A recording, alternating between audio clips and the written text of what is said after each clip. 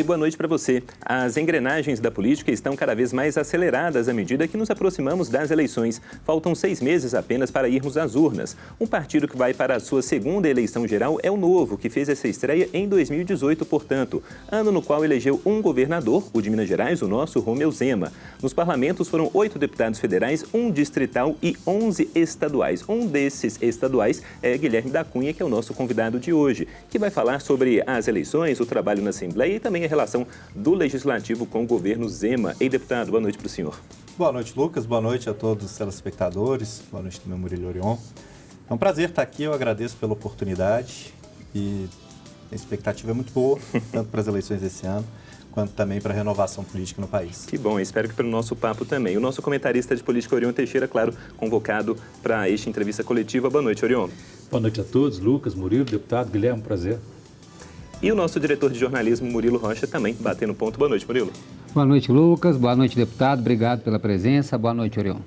Deputado, eu queria começar falando, claro, das eleições 2022, expectativa do Partido Novo, que é um partido novo realmente ainda na essência, né, de fundação e também de experiências em eleições. Para esse 2022, o que a gente pode pensar para o partido? Alçar voos maiores de algum jeito também? Certamente, a gente está muito otimista. Para pensar, a gente tem uma eleição apenas no currículo, eleição geral, já com resultados muito expressivos, elegendo o governador do segundo maior estado do país, mas especialmente nas bancadas legislativas, a gente tem agora uma explosão de candidatos.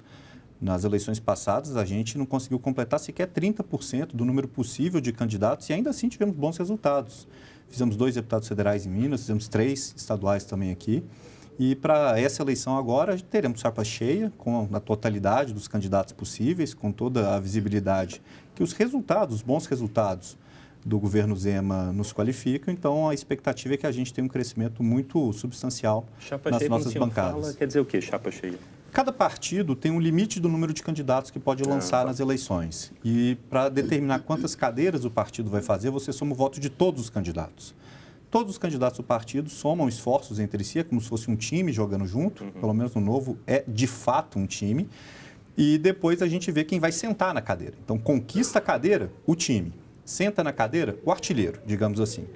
E nas eleições passadas a gente tinha um time muito pouco numeroso. A gente estava disputando com 30 candidatos contra partidos que às vezes tinham 100 candidatos buscando a mesma vaga. Então, agora teremos 78 candidatos a deputado estadual, teremos 54 candidatos a deputado federal, são os novos limites que a legislação estabelece, e serão muito mais pessoas juntando esforços para que a gente conquiste mais cadeiras e tenha mais representantes. Então, a chapa cheia nesse sentido, né, da totalidade dos candidatos, a totalidade de pessoas juntando votos e esforços para fazer essa eleição ser um sucesso. Deputado, qual que é a avaliação do senhor do desempenho do Novo? Esses 4 anos, o partido envelheceu bem ou continua novo, continua com as propostas novas em relação ao que o senhor viu? Eu queria uma impressão muito sua também. O que o senhor esperava do parlamento? Correspondeu, não correspondeu, foi frustrante? Como é que o senhor viu a sua atuação nesses 4 anos, a atuação do parlamento e a do Partido Novo? Olha, em relação ao partido, a gente continua defendendo uma renovação profunda nas práticas políticas e agora a gente não tem só o discurso disso para mostrar, a gente tem a prática concreta, né? A gente tem uma série de deputados, vereadores eleitos pelo Novo que mostram uma atuação muito técnica na Casa Legislativa, levando a sério o trabalho com assiduidade, com economia, mas o que eu destaco de principal é uma virada de chavinha, que pelo menos eu tive e eu vejo isso acontecendo com vários outros no Brasil. De início, a gente tinha um discurso muito de economia, de quanto que gasta o gabinete. A gente é econômico, não tenho dúvida disso. Eu já economizei mais de 8 milhões e 600 mil reais na Assembleia, só no meu gabinete, trabalhando, por exemplo, com uma equipe que não tem 1/3 do total de assessores que a Assembleia me permitiria. Mas o ponto principal que eu destaco do Novo no Brasil inteiro é a coragem na atuação. As bancadas do Novo, em geral, os deputados, os vereadores do Novo, não são muito adeptos do tal do chamado cálculo eleitoral, do tipo, isso aqui a gente vai ser pressionado, isso aqui depois pode dificultar a nossa eleição ou reeleição. São deputados, são vereadores que atuam com a coragem de fazer o que consideram certo sempre, ainda que isso tenha um custo político, ainda que isso gere um desgaste, porque a gente não está preocupado com a próxima eleição, a gente está preocupado em fazer o Brasil crescer, se desenvolver, se tornar um lugar onde a gente tem orgulho de estar, de ser parte e tem a tranquilidade de criar os filhos, os que têm filhos, de ter uma velhice sadia, aqueles que não têm filhos, mas que a gente possa transformar o Brasil e não um trabalho para ser reeleito. Essa coragem eu acho que é a principal marca do Novo. Vou dar 2 exemplos que são até lá de Brasília. Durante a votação da Comissão Especial da Reforma Administrativa, uma pressão gigantesca de servidores em cima dos deputados que compunham a comissão. O bordão até ficou famoso, se votar não volta. É uma clara ameaça eleitoral.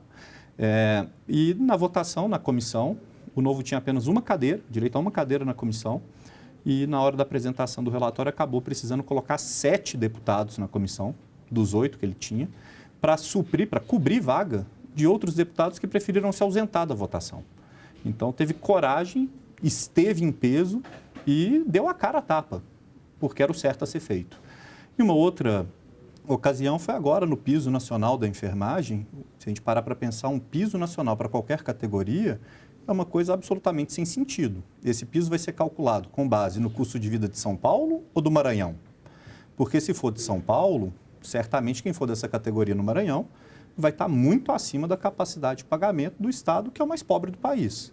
Se for calculado com base no Maranhão, vai ser claramente insuficiente para São Paulo. Só isso já mostra como que pisos nacionais são ruins. Mas como a enfermagem, os profissionais de enfermagem estavam fazendo uma pressão gigantesca sobre os deputados, na hora da votação, um único partido que orientou contra uma medida tão irracional quanto essa foi o Novo. Então, a coragem, eu acho que é o maior sinal do amadurecimento do partido na sua jornada política. Em relação à minha atuação, eu confesso que entrei numa expectativa de que a gente ia transformar Minas Gerais numa Nova Zelândia, um lugar de intenso crescimento, de muita liberdade. Então, deputado. Certamente, mas é o que acontece com quem entra com o brilho no olho e com o sonho na política, né? E a realidade se impôs, a gente viu toda a dificuldade de relação com a Assembleia. Hoje está tudo muito às claras, está tudo muito fácil de ser percebido, porque o presidente da Assembleia, que é quem controla a pauta do Legislativo, o que vai ser votado, o que não vai ser votado, ele hoje já está confirmado como vice do principal adversário do governador Romeu Zema nas eleições. Então, mostra toda a dificuldade que ele impôs para que esse governo fosse de fato transformador. Gerou uma frustração, não tenha dúvida, mas a gente também rapidamente adapta a expectativa, né? Então, eu transformei minha expectativa, minha realização, diria, em conseguir barrar projetos ruins. Já que eu não vou conseguir aprovar nada, o presidente está meio contra a gente lá, que a gente consiga barrar projeto ruim, que a gente consiga expor algumas maquinações do parlamento, que são muitas vezes constrangedores, os deputados prefeririam que passasse em silêncio. Vou dar um exemplo. Recentemente, foi votado na Assembleia a criação de um auxílio saúde para pensionistas do Ministério Público, mas em termos bem leigos, para parente de promotor falecido. Mas só do promotor, dos outros servidores do Ministério Público, não. E eu fui à tribuna falar sobre isso, eu fui às comissões falar sobre isso, chamei a atenção da imprensa para falar sobre isso, acabou sendo aprovado apesar de todo o meu esforço contrário, mas não foi aprovado com o mesmo conforto para os colegas que seria uma votação que ninguém fica nem sabendo. Então, isso gerou uma compensação. Encontrei realização de outras maneiras dentro do parlamento que não aprovando leis que iam tornar Minas Gerais muito mais liberal do que é hoje. E, deputado, é recorrente no discurso do Novo a questão técnica e política, sempre um confronto, uma dificuldade de estabelecer critérios para essa atuação política ou técnica, né? E, ao mesmo tempo, o cidadão, para o Novo, é pagador de impostos, né? O senhor está com uma prática inovadora, imagino que seja só do seu partido, que são as chamadas emendas parlamentares, lançou edital para essas emendas parlamentares. O que vem a ser isso? O que isso muda e que conformidade técnica isso dá ao critério que antes era político? Oriol, muito bom me perguntar isso, eu lhe agradeço pela oportunidade. Não é uma prática que o partido exige, tanto que aqui em Minas Gerais é uma prática do deputado Thiago Mitrô, deputado federal Thiago Mitrô e minha, dentro de um programa que a gente chama de Liberta Minas. Mas é uma prática que a gente vê sendo já adotada também em outros lugares do Brasil e que a deputada Laura Serrano pratica de uma maneira um pouquinho diferente também. Mas o que a gente observa é que muitas vezes emendas parlamentares, que são pedacinhos do orçamento, que cada deputado decide sozinho para onde quer mandar, sem precisar consultar mais ninguém, muitas vezes são usadas como moeda de troca em barganha política, pondo bem os pingos nos is, né? É quase que uma campanha antecipada com dinheiro público. O deputado entra em contato com o prefeito, combina com o prefeito. Eu mando um recurso para a sua cidade, você me apoia na eleição, me garante X votos. E isso é muito errado. É errado porque desvirtua a democracia. É errado porque gera um desperdício enorme de recurso público. E é errado também porque deixa muita gente na margem, à sombra do sistema, né, esquecida. São as cidades que não têm um deputado para chamar de seu. E a gente decidiu fazer de maneira totalmente diferente, Thiago e eu. A gente, ao invés de atender as inúmeras ligações de prefeitos que vinham nos perguntar de você quer ser o deputado da nossa cidade, significando mandar um recurso para lá, a gente resolveu dar oportunidades iguais para todos. Então, a gente abriu um edital público de projetos para qualquer prefeito poder fazer inscrição. Sempre prefeito. Prefeituras, organizações sociais, entidades do próprio Estado, órgãos do próprio Estado, inscreverem projetos dizendo que problema que quer resolver, quanto vai custar, qual que vai ser a técnica empregada, quantas pessoas vão ter a vida melhorada com isso. A gente limitou as áreas de saúde, segurança, educação básica e saneamento básico. Esses projetos, eles são depois entregues, a gente recebe os projetos e entrega para um comitê de especialistas técnicos de cada uma dessas áreas, e eles fazem um ranking, né, que não é necessariamente uma tecnocracia, do tipo prefeituras gigantes que têm um corpo técnico muito numeroso, melhor, né? Vão ganhar todas, não é isso.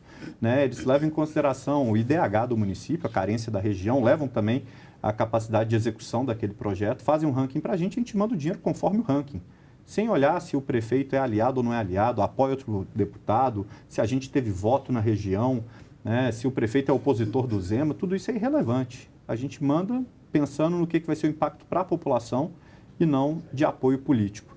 E tem sido um baita sucesso. Eu acho que é das práticas de inovação mais profundas que a gente traz para a política, que quebra o que é a espinha dorsal do ciclo de eleição e reeleição de grande parte dos deputados, mas que traz justiça, que traz critérios técnicos, que evita o desperdício, oportunidades iguais para todos. É basicamente dar a esses gestores que estão na ponta, seja da organização social, da prefeitura, a oportunidade dele tirar o olhar de Brasília e da Assembleia e olhar para os problemas da própria cidade. Trocar o pires na mão, que aceita qualquer coisa, né? Às vezes o prefeito fala que precisa de um tomógrafo, recebe uma pracinha e fala que está bom, porque é melhor do que nada, né? Para ele realmente falar, a prioridade da minha cidade é essa, e buscar o recurso para o que é prioritário, para não ter desperdício. Então, uma prática que a gente tem muito orgulho e que está gigantesca. Hoje é o maior edital do tipo no Brasil. Ô, deputado, para a gente ter uma ideia, a gente, quando fala desses recursos, dessas emendas, a gente fala em milhões de reais, não é? Para o nosso telespectador dimensionar, hoje um deputado estadual tem direito a quantos milhões de reais provenientes aí dessas emendas? São 10,7 milhões a cada ano de emendas individuais. É muito dinheiro. Um deputado federal são 18 milhões por ano. Como o Thiago e eu, a gente junta para fazer um edital apenas, né? Então, algo próximo aí a 29 milhões de reais de recursos no edital. Por ano. E você não acredita a quantidade de gente que se inscreve e a gente percebe como que isso está crescendo em credibilidade também. Né? Na última edição apenas foram 3.051 projetos inscritos, vindos de 499 municípios diferentes. Ao todo, já foram 3 edições, a gente já recebeu mais de 7 mil projetos diferentes, vindos de 699 municípios. E é bacana ver esse crescimento, que quase a metade de tudo que a gente já recebeu de pedido, de projeto, veio no último ano, porque a gente teve uma curva de crescimento. No início, ninguém sabia quem que a gente era. Falou assim, vai ter um edital aí. Até para a gente comunicar a existência do edital era difícil. Para a gente fazer isso chegar em toda Minas Gerais era difícil. Depois tinha a questão da credibilidade. Muita gente fala, isso é jogo de carta marcada. Eles estão fazendo isso para ficar bem lá na fita, né? Mas, no fim das contas, o recurso vai para prefeito amigo. Pô, primeiro que a gente não tem prefeito que é do Novo em Minas Gerais. Né? Tem um prefeito do Novo no Brasil inteiro que está em Joinville.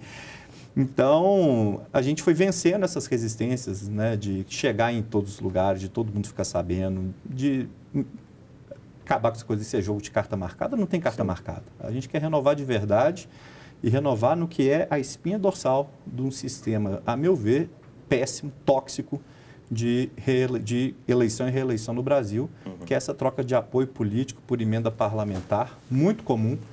Quase toda cidade do interior que eu vou, em algum momento eu escuto a pergunta, o que você vai fazer pela nossa cidade? Significando, quanto você vai mandar de emenda para cá?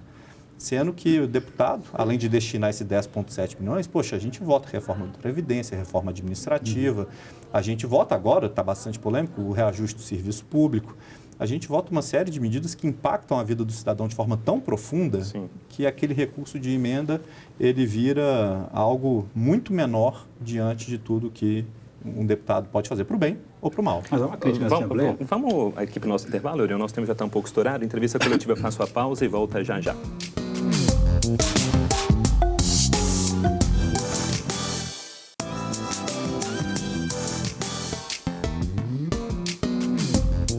De volta com a entrevista coletiva que hoje recebe o deputado estadual Guilherme da Cunha, do Partido Novo. E já passando a bola para o Orion. Deputado, há uma crítica na Assembleia que deputados mais próximos ao governo estariam adotando um critério mais político ainda para o uso dessas emendas, destinando recursos de um orçamento secreto. Isso é real? Absolutamente falso. Primeiro, não vamos confundir as coisas. As emendas individuais, aqueles 10,7 milhões que eu informei aqui no nosso último bloco, elas são a destinação que a gente faz na lei orçamentária anual. A polêmica que existiu e que maliciosamente, até dou nome aos bois, o jornal O Tempo tentou colocar com o título de orçamento secreto, fazendo uma alusão ao escândalo existente em Brasília, é algo totalmente diferente. Ali se tratava de recursos de investimentos das próprias secretarias, que o governo muitas vezes convidava o deputado da região para poder aparecer junto. Seja porque o deputado ajudou a identificar um problema e a secretaria investiu para fazer a correção do problema, seja porque demonstrar apoio e força do deputado na região, um deputado que anda junto com o governo e ajuda o governo nas suas dificuldades também. Então, deixando muito claro. Mas não vai contra um pouco o que o senhor falou no bloco anterior? De maneira nenhuma. Primeiro que ali... De troca de emendas por apoio e tal. De maneira a política nenhuma. que todos fazem, todos os governadores. Não, e eu explico. Primeiro, quando a gente fala das emendas, a gente está falando do deputado fazendo um ajuste com o prefeito ali, você me apoia, eu te mando um dinheiro. O que acontece é, Minas Gerais são 853 municípios, é um estado do tamanho da França. A gente tem uma diversidade de regiões, de problemas, e a gente não tem a estrutura do estado chegando com servidores próprios e com esse olhar em todos os pontos. Muitas vezes, o estado se serve da ajuda de informação local para identificar um problema que ele precisa corrigir, né? Muitas vezes essa informação chega através de algum deputado. O governo não é que ele pega e fala assim, não, beleza, tem que mandar tanto porque o deputado tal me pediu. Não é isso. Mas fala assim, o telhado da escola tal está vazando. Então, ótimo. O deputado informou que está vazando, chega junto com toda a lista de outros problemas que existem no Estado, não são os únicos, né? O Estado tem uma diversidade de problemas. E caso aquilo seja avaliado como prioritário pela equipe técnica do governo, caso aquilo entre na programação de investimentos que já estão no orçamento, né? E aquilo vá ser executado, chamar o deputado para estar junto no momento da execução, na hora da foto, eu não vejo nada de errado nisso. Muitas vezes o próprio deputado ajudou a identificar o problema. Quando não tem ajudado a identificar o problema, quando por alguma outra razão, né, às vezes o diretor da escola já reportou, às vezes um professor reportou, e a coisa já vai se resolver também, chamar o deputado que ajuda o governo na região para também estar junto nesse momento da foto, não vejo nenhuma forma de problema. Vai favorecer esse deputado da mesma forma que aquelas emendas que eles destinaram vai gerar uma placa com o nome dele de ter beneficiado aquela região, que seria um retorno, que teria um retorno de votação na cidade. Eu acho uma maneira muito simplista e errada de enxergar as coisas. A primeira diferença fundamental de tudo isso é que nas emendas o deputado tem livre destinação. Ele manda o dinheiro onde ele bem entender. E dessa maneira que manda, vou mandar uma pracinha, está precisando de um computador, de um tomógrafo, ou coisa parecida com isso. O cavalo dado não se olha os dentes, gera um desperdício de recursos gigantesco, gera prejuízo para a população, gera uma população que está à margem e está à sombra. Uma população que não tem acesso ao recurso porque não tem barganha política com o deputado. Esse problema o nosso edital resolve. Em relação aos investimentos do próprio governo estadual, investimentos que o governo vai fazer para resolver problemas em todo o estado, né? Eles vão ser dentro da rubrica orçamentária já aprovada e já proposta. Não tem nada de extra ou de secreto nisso. E um ponto muito relevante é que não é que resolva problema só onde tem deputado. Não é que resolva problema só onde tem gente da base. Mas só chama para tirar foto onde tem. O problema vai ser resolvido. Esse é um governo sério que já fez reforma em 1.147 escolas. Algo inimaginável num governo anterior que faltou até com a merenda escolar. Então a gente saiu de uma situação de um governo que não tinha nem merenda para um governo que faz reforma em 1.147 escolas. Se em 10 dessas escolas, 50 dessas escolas, 500 dessas escolas, ele chama alguém para estar junto na foto, Isso não quer dizer que houve malversação do recurso, que houve desperdício do recurso, isso não quer dizer sequer que houve um passar à frente do outro na fila. Isso quer dizer apenas que, quando temos alguém que apoia esse governo transformador, cuja região vai ser beneficiada por uma obra, e várias outras também estão sendo, ele sai na foto, significa devolver um pouco do apoio, devolver um pouco da parceria que essas pessoas dão para o governo dentro da Assembleia e do Legislativo. É absolutamente diferente. Num caso, deixa-se, né, quando a gente fala assim, um caso é da maneira como é feita a destinação das emendas por vários dos meus colegas parlamentares, na base da barganha política. Deixam-se escolas de telhado furado e vazando para poder mandar pracinha para outro lugar. Isso acontece, viatura aos montes. Agora, da maneira como o edital faz, o próprio prefeito vai me dizer, eu preciso de uma pracinha, eu preciso de uma escola. Mas não vai ser só de onde eu tenho apoio. Eu vou dar alguns exemplos, né? Tiago e eu, a gente teve, aqui eu trouxe minha colinha, né? A gente teve um total de 0 votos em Glaucilândia. Glaucilândia foi uma cidade que se inscreveu no edital com um projeto de saneamento, foi contemplada com um projeto de saneamento de R$800 mil.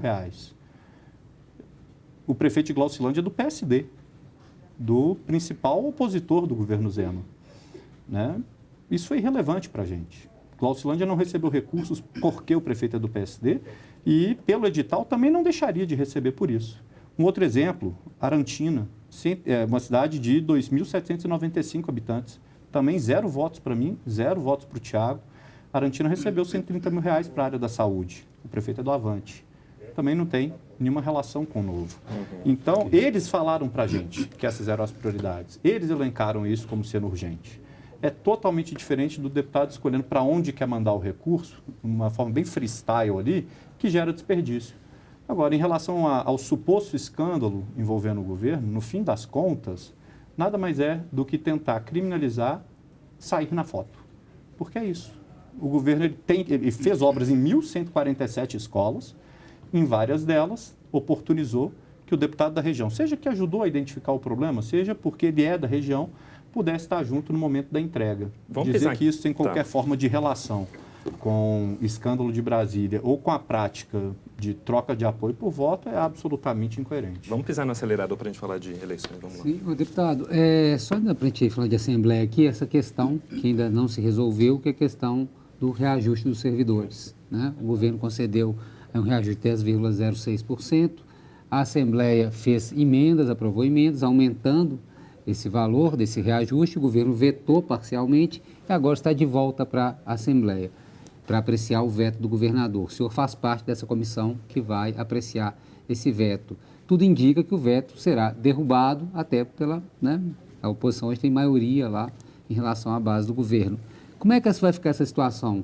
Isso vai ser judicializado, o governo? Para onde que vai caminhar esse impasse? A gente ainda tem um caminho pela frente e eu pretendo cumprir esse caminho com muita seriedade. O primeiro passo é discutir o veto na comissão.